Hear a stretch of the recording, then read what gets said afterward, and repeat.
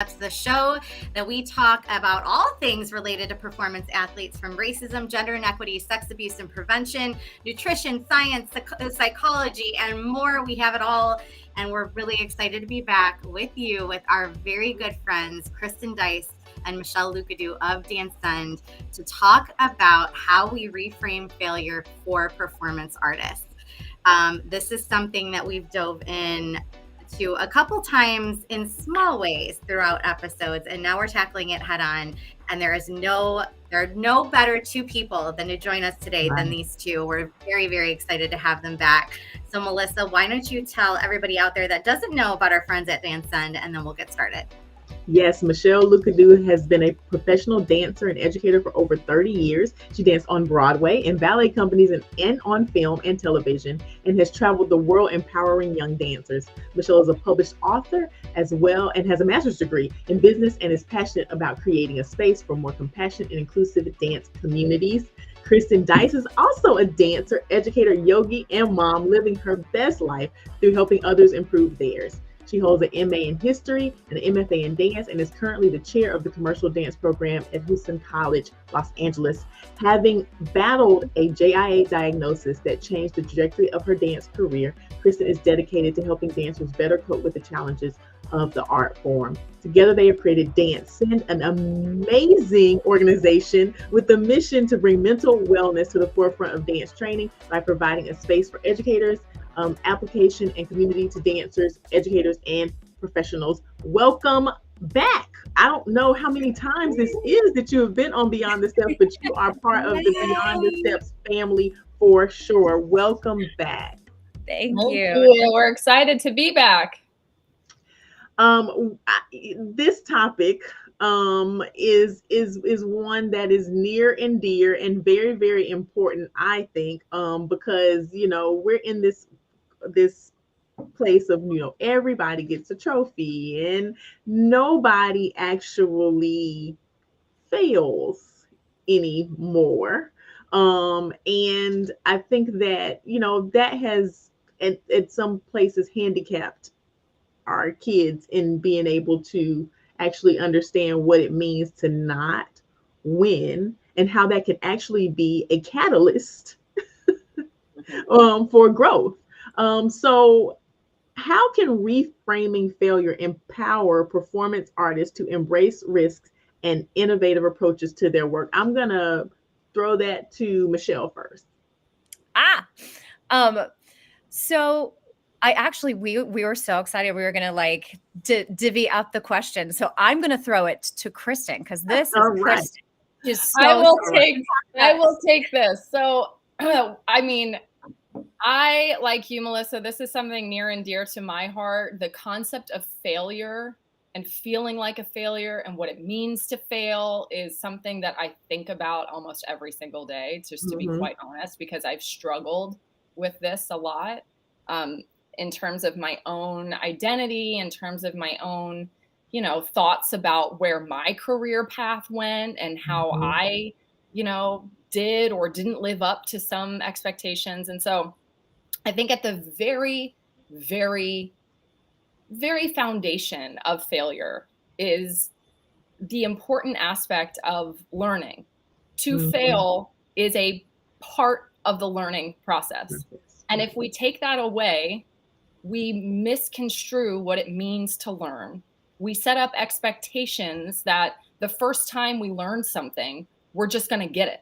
And if we don't get it, then we must not be good at it. There's something wrong with us, or there's something wrong with the teacher, or there's something wrong with the environment that's creating a situation in which we are not learning as quickly as we expect to. I always use the metaphor or the analogy of a baby learning how to walk. We were all this young child that didn't just stand up and run a 4K.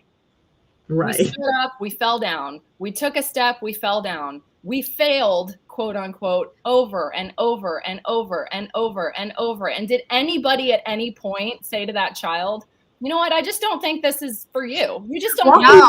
No. I'm sorry. Like, it's an interesting point because yes, we all applaud when the baby walks, but there are the people out there that if the baby doesn't walk by a certain point, or the baby is struggling to walk at a certain time, there must be something wrong. Like as mothers, like I remember being, when my kids were little and, are they walking by now? They're not walking by now. What's wrong with them? Like, the books and the doctors and, the people that are around you. Oh, my so-and-so walked at this age. And so I totally agree with you about the definition of failure, and it's absolutely part of the process. But when ego gets in the way and when people get in the way of that process, that definition starts to change in people's minds. And I think that's the problem.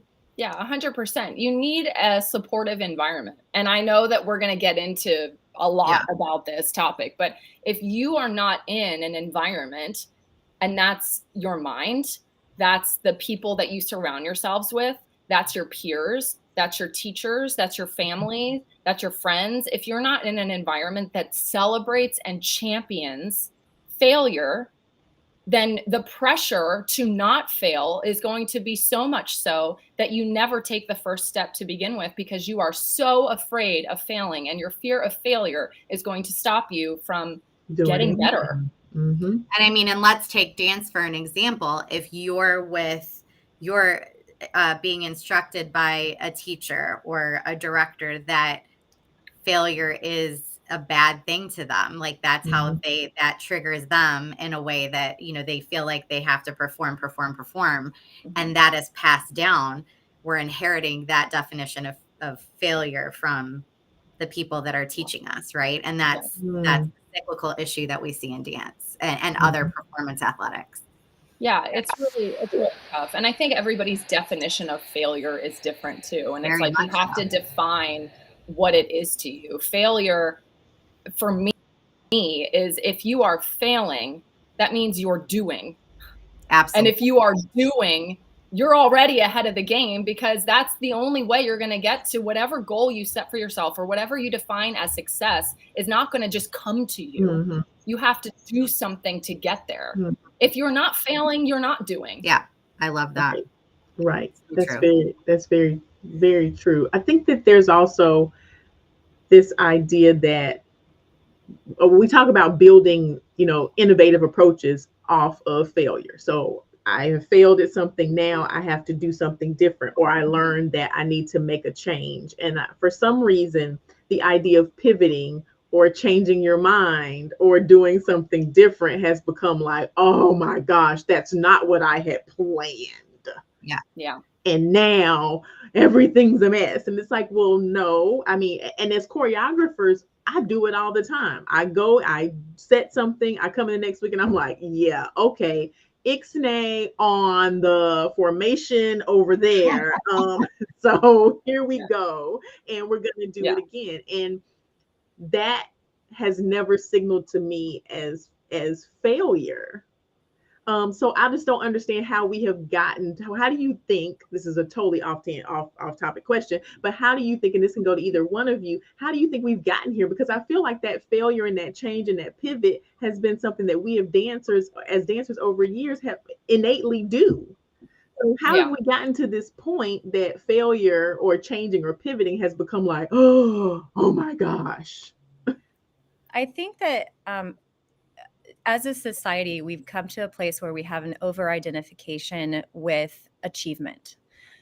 You are what you do. We even ask people, like, what do you do? Right? Like you are, like, people ask that, like, your profession is who you are, which is not what it used to be.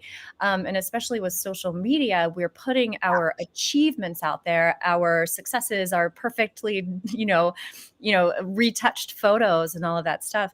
And when we over-identify with our achievement rather than the process itself, we feel like that we are completely hurt when we fail, because then we feel like we are not as good as we thought we were. So unfortunately, it's like, I think it's a societal thing too, and especially in dance. And as a mom too, when your kid messes up, you feel like, oh no, I'm a bad mom because my kid messed up, and everyone's going to think that, I'm not trying to teach my kid to walk well enough because they're not walking well enough, when, being who we are despite our achievements is kind of a much healthier way to experience the world. So we did a whole segment with you guys on growth mindset a while ago. I think it was last year. I don't know. It was last year. They all blur together. But let's talk a little bit about how that growth mindset can be cultivated among performance artists to navigate setbacks and challenges effectively and healthily, right? So like how do we do that and incorporate that growth mindset? Well, growth mindset is always championing process over product. And so it's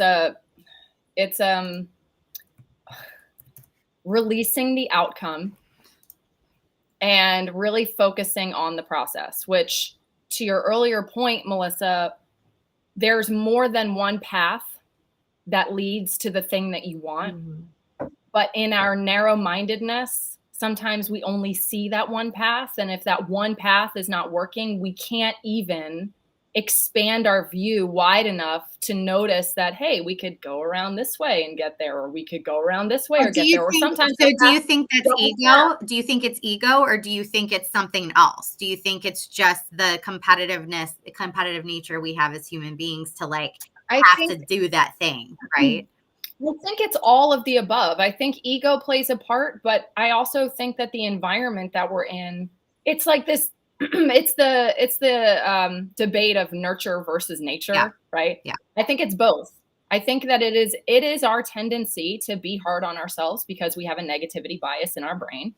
But if we are also in an environment that champions that negativity and champions that there's only one way to success, and if you don't get it that way, then you're never going to get there, that doesn't help the matter, right? There's a bunch of different routes that we can take. And so the growth mindset is really about looking at the process and being proud of the process and every little step, whether that's a step back, a step to the side, a step forward, however you define it for yourself. It's looking at that instead of just constantly being fixated on the end product. And this is, Carol Dweck does a bunch of research in this area. This is heavily influenced by the influential adults in your life, by the teachers in your life, by the environment. If we're talking about dancing, this is heavily influenced by your training environment. So as educators, if you can really instill in your students that it's about the process, because guess what? That's really the only thing that we're in control of. That's the process, right? I can't, as an educator and as a dancer, I can't guarantee that I will land a triple pirouette perfectly. I can't. But what I can control and what I can guarantee is what I'm going to think about before I go into that triple pirouette, is having a clean preparation, those kinds of things, right? So it's that. And it's so hard to do because when you're in a dance class, you get excited.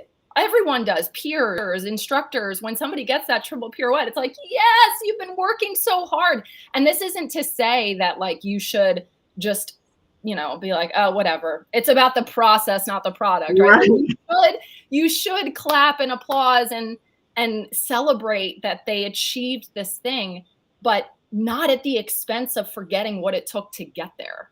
Right. And so if we can consistently instill the importance of process. And what does process include? It includes learning. Be a lover of learning. Never stop learning. You don't just reach the end of learning ever, right? Like we have to instill that in our students and in ourselves. Learn. We have to understand that challenges are a part of life and they can be fun if you let it. I think that there's also this, I know for myself when I was younger, it was like, if something's hard, it must mean that I'm not good at it. Yeah. And we just don't talk enough about the fact that SHIT is hard for everybody. Right. Well, you can just say that. Yeah, you can just say I can? Oh my gosh, so exciting. So like, shit's hard. Right. It's hard all over the place. It's just hard. My son, he just turned 5 and he's in this phase where like one thing will go wrong. And he goes, I'm having the worst day. my whole life. And I'm Totally. like, oh man, Well, buddy, I hear you and I feel that. But guess what? Like, stuff's going to go wrong all the time. And we have to build the resilience to be okay with that and to keep going.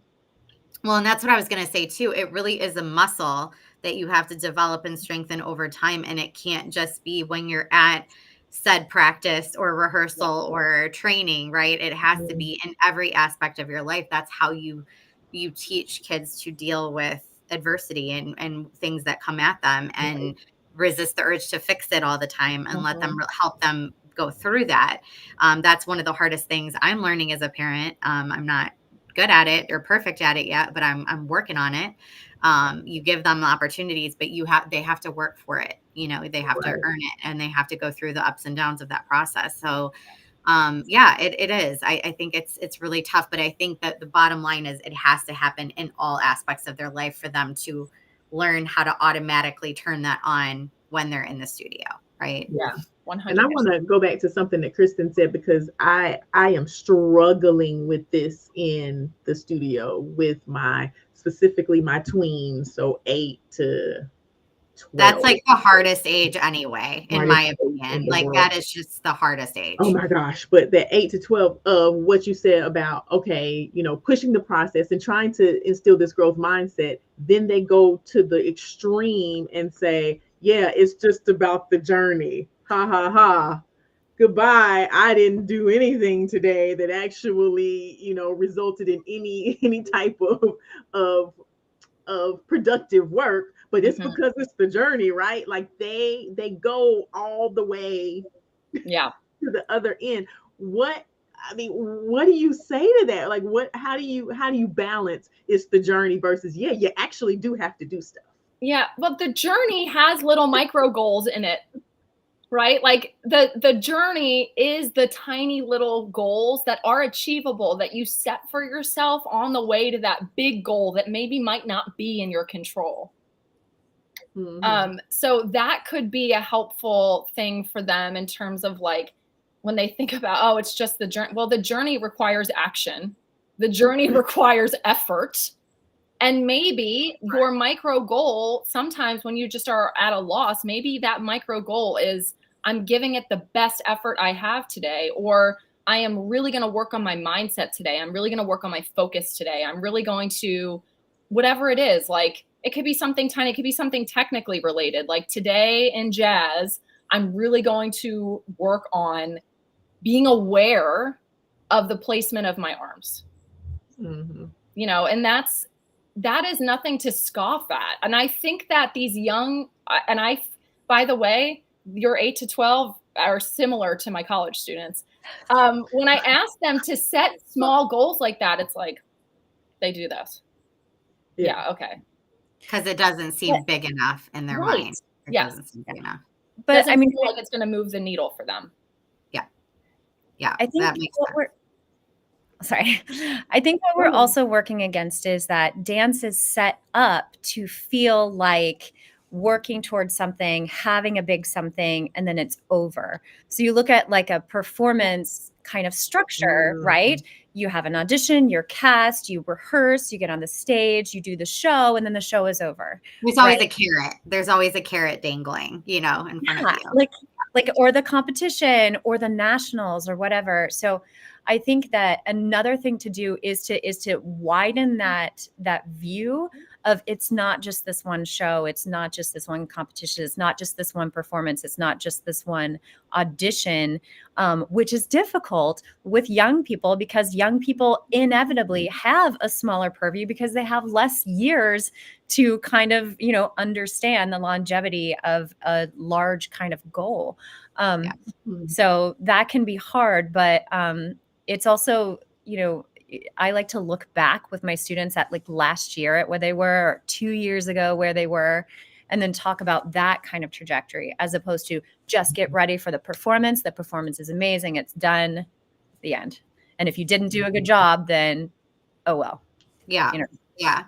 I love it. Yeah. We're having a great conversation with Michelle Lucadou and Kristen Dice of Dance Send. We're talking about how do we reframe failure in the dance community and for performance athletes in general. This is Beyond the Steps. I'm here with my fabulous friend and co-host Melissa McDaniel Grisham, and we're having another great convo. So be sure to like, share, and subscribe if you haven't already. If you just started watching, go back to the beginning and watch from the beginning. We have some great tidbits already to share with you, and we're excited to continue. So this is a great segue into how performance artists and athletes can differentiate between constructive criticism and detrimental feedback when encountering failure. Because so this one hits home for me because I've had several students over the years.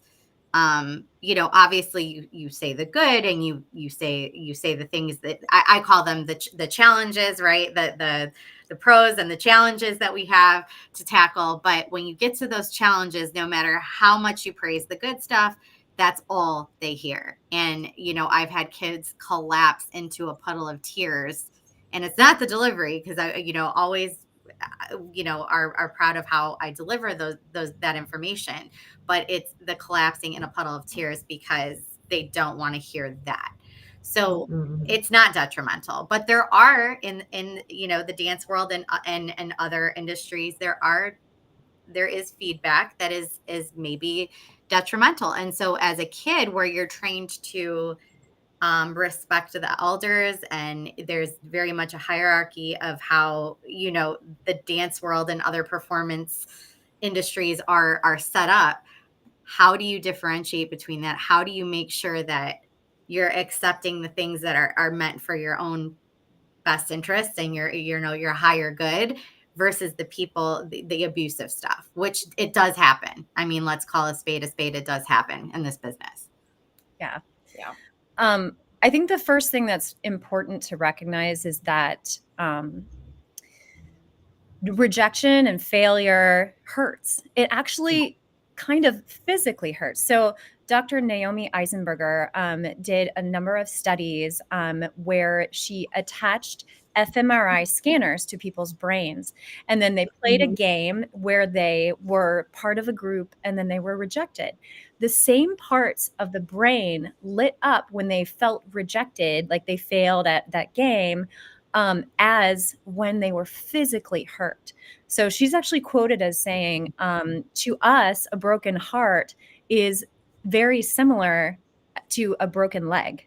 So our brain really can't differentiate between like emotional hurt and physical hurt. It's really similar. So being able to like recognize that that's a thing is important. Because I think for me, like when I'm sad, like someone tells me something and I get upset, I'm like, just get over it, Michelle. Like you need to like toughen up and like be able to take that. But like actually my brain is saying like, hey, you're hurt. And I wouldn't, just get over it if I broke my leg.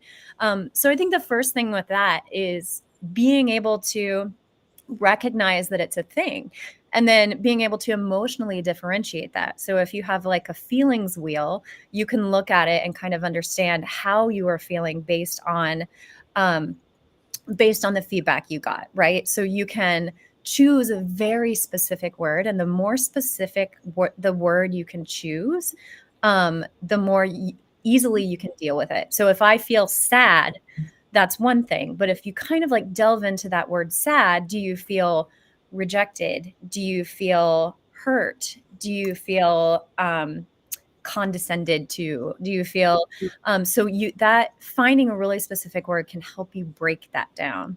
But I will say the actual practicality of it, and I had a student come into my class the other day, and this was at the college, and she was like talking about how this other teacher had said something that had hurt her so much, and basically had told her like, your body is not built for ballet and you shouldn't be doing ballet. And I was like, yeah.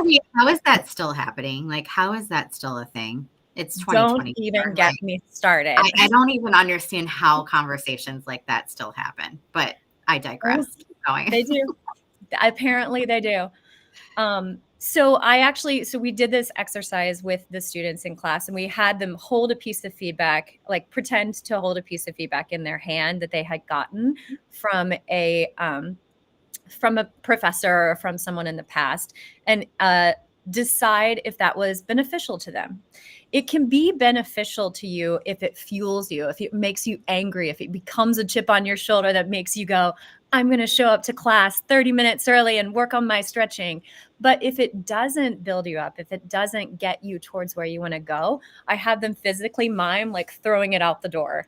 And then if it does, I have them physically mime putting it in their body and then using it, right?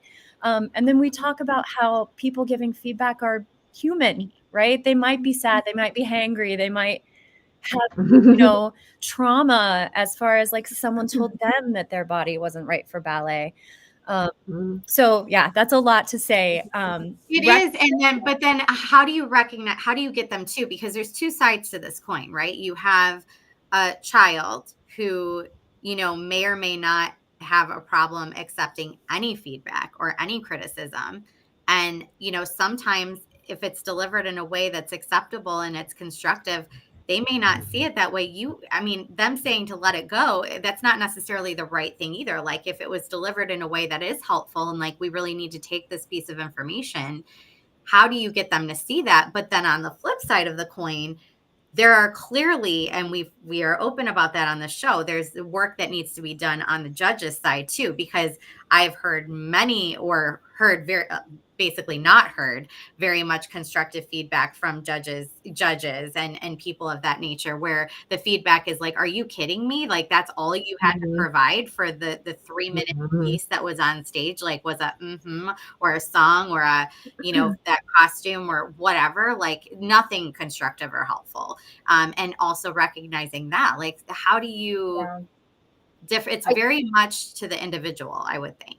It's so hard. And I think, two ends of the spectrum, like to your first point is like, how do you get somebody to hear constructive criticism without shutting down? When it's constructive. When it's constructive, right. When it's real constructive criticism.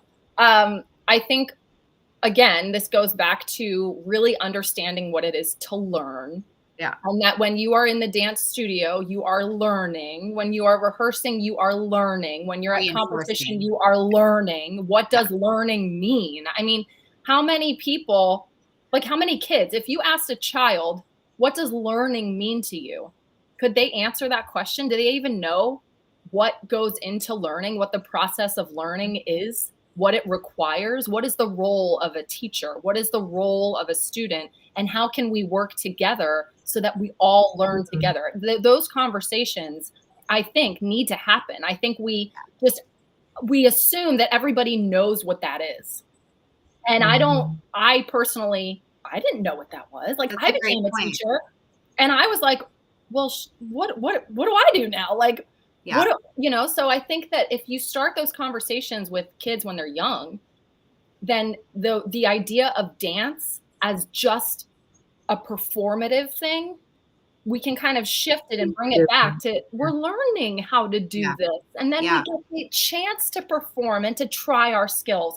And then we come back and we learn some more, like we need to set that environment and have those conversations with our students.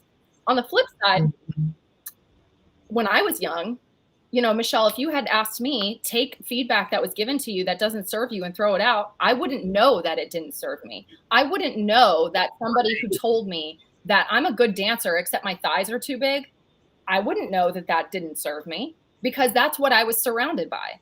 And if I think to myself, my goal is to become a professional ballet dancer, and this person, this expert, is telling me I'm not going to get there unless I have thinner thighs, well, that does serve me then. That does fuel me. That does fuel me to get thinner, right? Like that's what I would have said, because I didn't have anybody in my life at the time who was creating a context for me in which I could understand that that was abusive. Or maybe that's a bit too far, that wasn't healthy for me, right? So, abusive is probably okay. So I feel like these kids, number one, they need to learn what learning is. We need to teach them how to learn and what it requires of us, of them, of everybody in the room. We also have to be there for them when other people in their life are going to start shooting things at them that don't help them, so that they at least have somebody to come to and talk to, or they have our voice in their head that's like, well, wait a minute, is this actually helping me or hurting me? Like, we have to teach them to, because it's sometimes it's not enough to be like, is it going to get you to your goal, because they revere these experts. Yeah. And they think that they're It's going almost to like parenting. Like, you have to advocate for the Yes. child until they can advocate for themselves, Yes. and teach them how to do that. Yeah. So when you get a feedback from a judge, instead of, disregarding it and just pretending like it didn't happen or ignoring it, we're pointing out like that was not okay, and here's why. And 100%. it's not because they said something that we didn't like, or that said something bad. It's mean, it's unhelpful, it's not the correct thought process, and it's toxic, and we're going to call it out for what it is. Yeah. And that takes time, and that takes, it takes so much time that we don't have. But and for all the organizations out there that might be listening, hire trained judges. Thank you. Yeah. This is your PSA. And that's a hard thing. And if there are parents or guardians or dance families listening to this too, like, you can do that for your dancer. You can talk to them about what, just have conversations with them. Like, what kinds of things do you hear? What things do your teachers ask you to work on? And try to get some information and try to understand what they're hearing, because you can be advocates for your dancers' wellness too from home. And understanding that criticism and feedback is okay. It's good. It's a good thing when it's constructive. It contributes to the learning process. But so often we put our kids in that room and we don't know what's going on, and we don't know what's being said. And we're trusting our, 6, 7, 8-year-old, 13-year-old children to come home and tell us that story. And their brains don't have, they're not connecting all the dots into things that are being told to them or said to them. And so it's just really good. I know when I was younger, my mom, she didn't know anything about dance. She knew I loved it, and she knew I was good at it, and she dropped me off. But as an adult, you look back and go, wow, there were things that going on that were not okay. Right. But like, you don't know that at the time. You don't know that. And it was a different time also when we were growing up. Like, that idea of criticism was very loose. It was very loose. It was very loosey goosey. It was, and it was welcome a lot of times. It was welcome. This is a good lead into like metrics. So as a dancer, as a dance educator, we say, okay, the measure of success is this achievement level of competition, a first overall. This metrics is you did the turn. Those are the metrics. But how can we develop a different rubric that is based on personal growth, artistic development, intrinsic satisfaction versus external validation? Like, what would that rubric look like? What would be on it, I guess is my question. I think that we all, as a dance society, have a very narrow view of success. And that we have set up a structure where you either win or you don't win. You either do that quadruple pirouette or you don't do a quadruple pirouette. So I think that all of us can think bigger. And I think that really like challenging ourselves to move outside of the, I either get the job or I don't. I'm either the sugar plum fairy or not, into a bigger, more longer time frame for success or failure or lack thereof, or learning is important. I love to brainstorm with dancers if they're going to an audition, right? If they're auditioning for a role, if you don't get a role, what is the bigger win? Right? What could be something bigger that could come out of that? Yes, you go in and audition for Grease and you don't get the role, you get cut, right? But then maybe that casting director remembers you and they call you in and you book Evita, a way bigger theater. Or what if you make a friend and then that friend 10 years down the line becomes a co-collaborator and then you create a company called Dansen with like literally your best friend. You know what I mean? So getting dancers to and educators to think outside of the box, outside of the do I win in this moment? What are the amazing things that can happen in this moment outside of the winning? Can you make new connections? Can you learn something that's going to be the key to unlocking a massively huger, much more exciting future? But I don't think, and I think that's such a good point. And I'm not going to go down this rabbit hole, but I will say I don't think those stories have enough of a spotlight on them.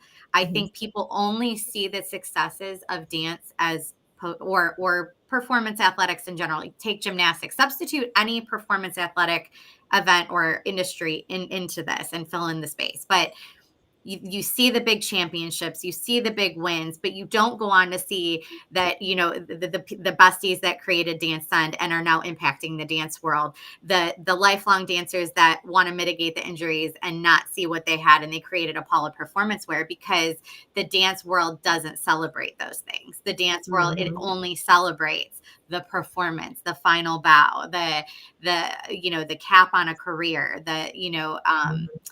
celebrates in some ways injury and the trials that it took to climb through that through a career. But you don't see the celebrations of people who have succeeded in dance but not on the stage. And that's because the publications, and I can go down to have this conversation all day, they're not writing about it because it's not interesting. Yeah. Right. Well, that's the thing. It doesn't sell magazines. Nope. It doesn't get. But it's reality. And there's so many more people that have found success in creating things to, bolster the dance world and nurture and love and give back to the dance world that I don't think are celebrated enough. And so kids don't see that as a possibility because it's not shown to them. Right. Yeah. Right. They also it's not part of the rubric. Yeah. And just in general, larger than dance, like we just, as a society, we don't celebrate failure. We don't, we tend to like romanticize the success stories, and we have no idea what went into it. Like, how many times have you heard, oh, they're just lucky. Like they just got famous and they just became successful because they were just lucky. Like we have no concept of how many hours it took for them to get to where they are. How much what they gave up. What did they give up? Right. How much they sacrificed, what they did, the hard work. We just immediately see the outcome and we're like, oh, they just got lucky.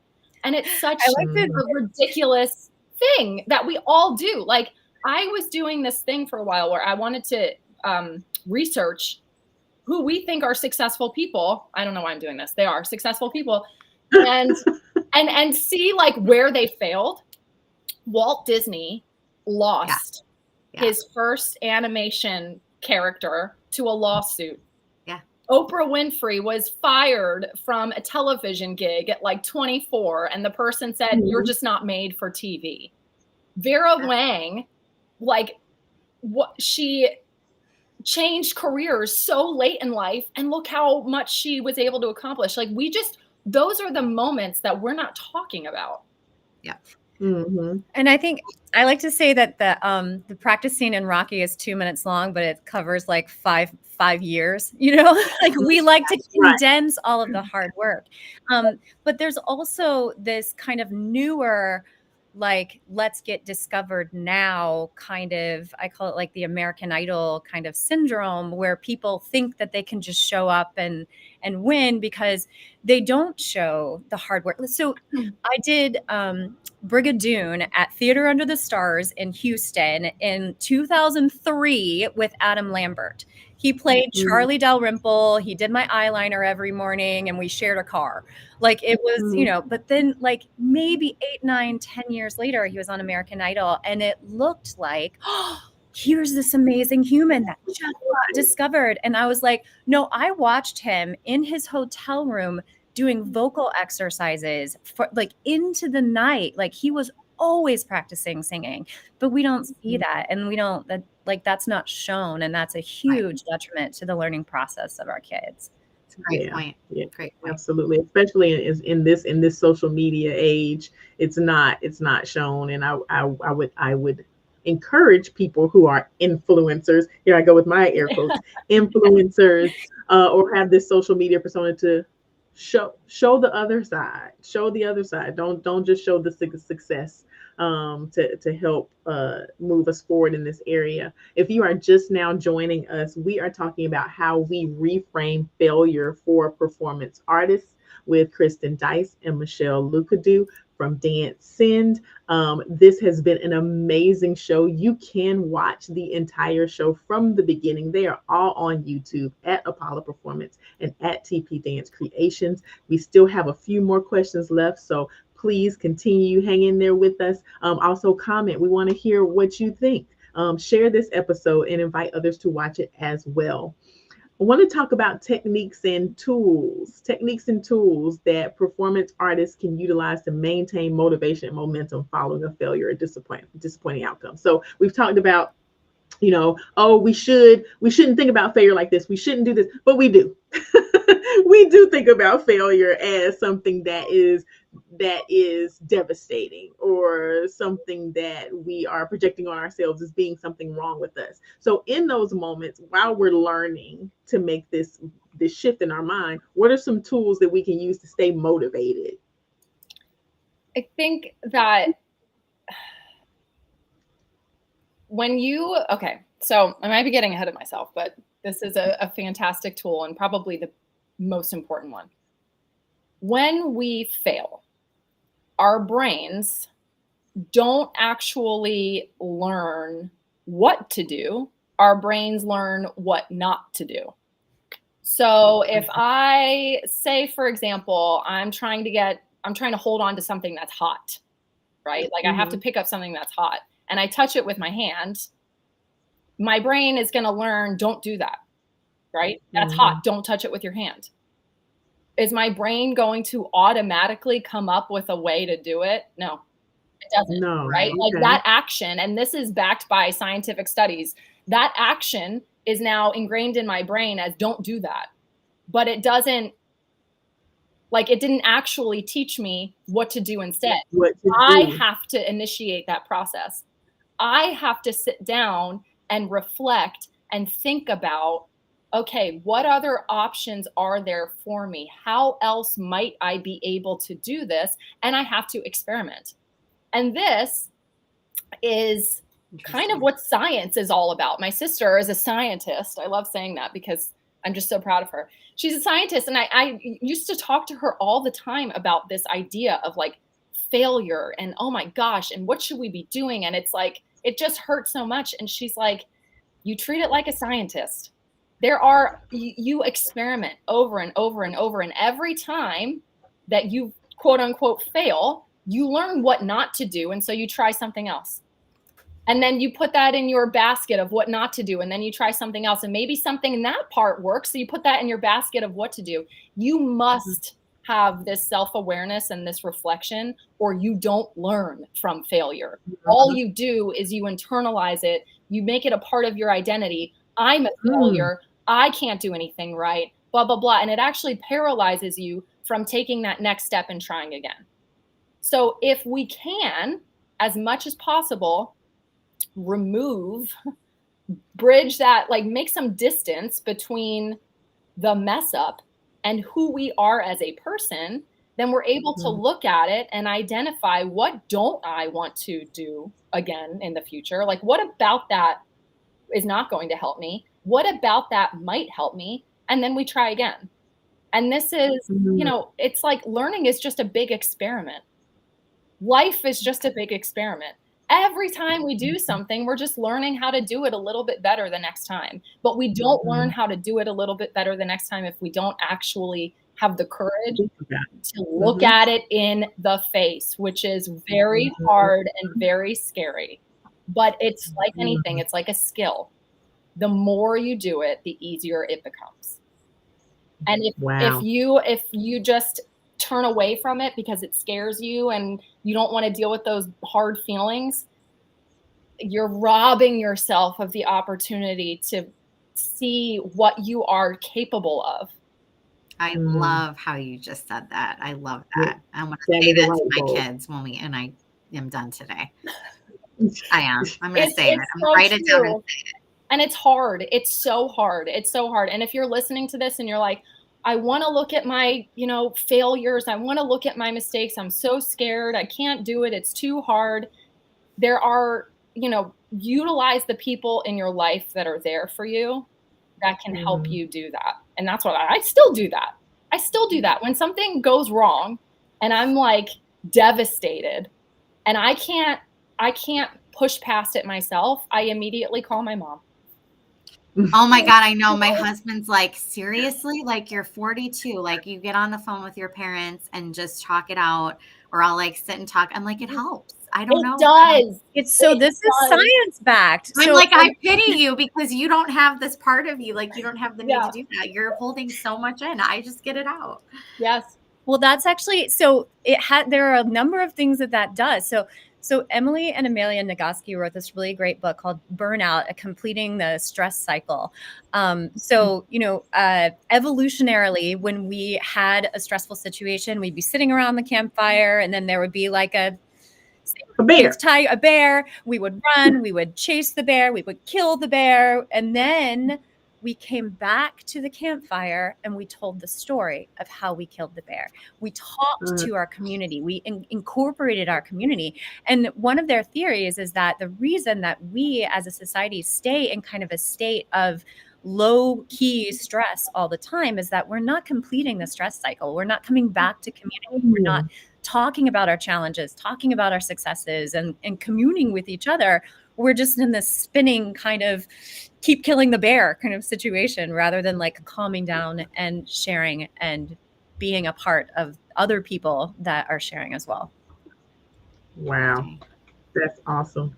That's awesome. I love just keep killing the bear, and then we don't tell anybody else how to kill the bear. Yeah. We just all out killing bears left and right, and no one else knows. Like, how did you do that? We have to be able to sit back and share that information.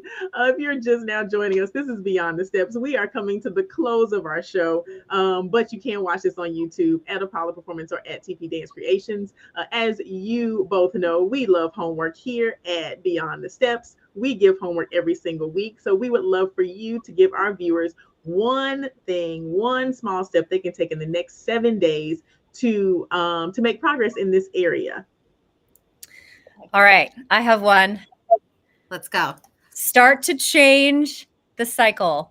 Share a failure. Publicly share a failure with someone, with your class, maybe on social media. Show yourself messing up. Here, I'm going to start.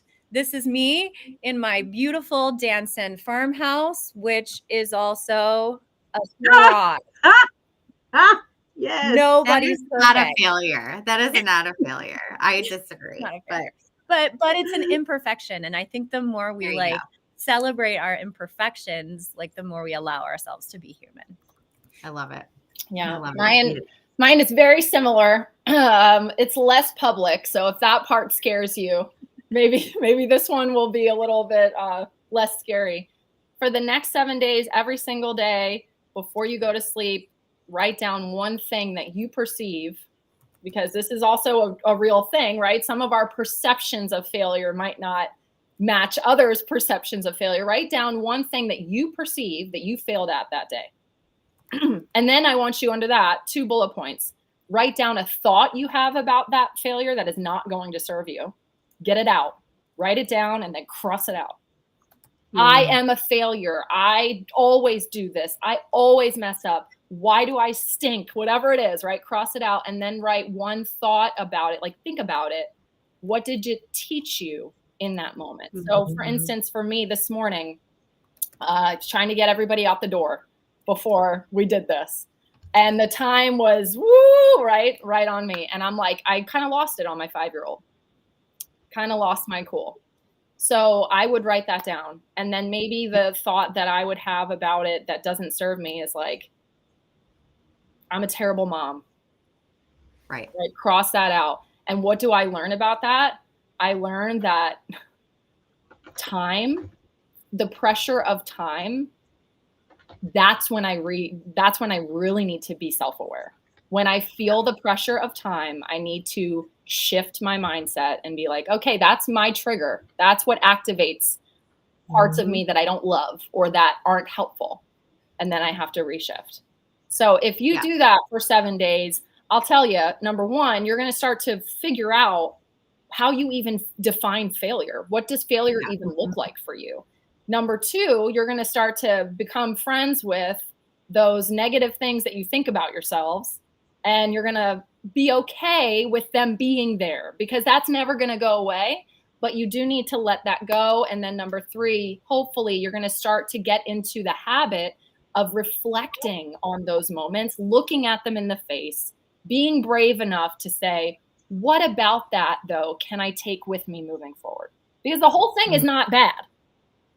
There's little nuggets of gold in there. We've got to extract them, and you'll start that process and hopefully fail. I love that. I think I'm going to take that challenge this week too. And because I think by doing that, you're going to be able to look back and see a pattern of how you perceive yourself and what you're placing importance on, which may, like you said, not be serving you. I love it.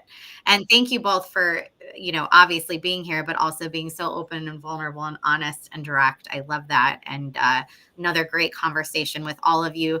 You have your homework from Michelle and Kristen, and we give you homework every week. It's the same homework every week. Take our Steps Initiative course. It's completely free. Go at your own pace. Melissa's going to put the link there for you, but it's so, so important. It kind of served as a basis for this show, a launch pad for this show. It's a course of resources and evidence-based material curated by experts in each field. It's going to cover racism, gender inequity, sex abuse and prevention, nutrition, psychology, and of course, dance, medicine, and science. It is a great course. It's a great foundation to lay for you, your team, your family. Anyone can take it. And again, it's completely free. So please utilize this resource. You can find it on our website at the link below. Michelle and Kristen, tell us how people can get a hold of you. We want people to be able to utilize Dance Send and learn about all the amazing things it has to offer. And then obviously the both of you. So you can find us at danscend.com, DANSCEND. You can also find us on Instagram at danscendofficial. If you go to danscend.com right now and you sign up for our newsletter, we'll send you a code to join our worldwide group of dance educators for free for a month. We bring in mental health professionals. We send you worksheets. We send you one-sheets. We send you a video and a podcast and all the things every week to help you support the mental health and wellness of your dancers, but also yourself. That's fabulous. Fabulous. Thank you both. Yeah, thank you both so much for being here. This was just amazing. And for everybody watching out there.